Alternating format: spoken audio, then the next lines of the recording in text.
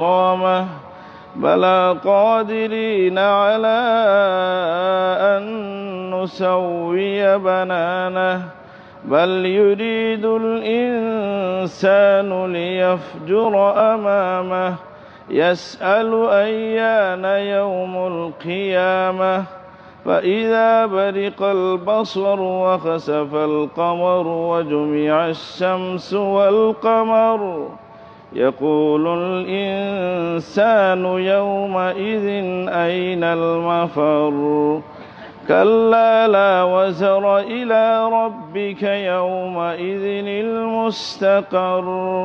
ينبأ الإنسان يومئذ بما قدم وأخر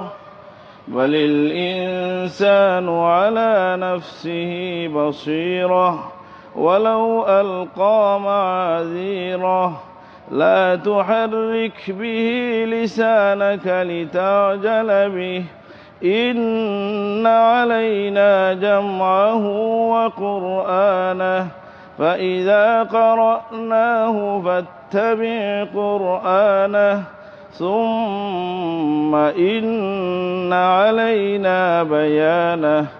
كلا بل تحبون العاجلة وتذرون الآخرة وجوه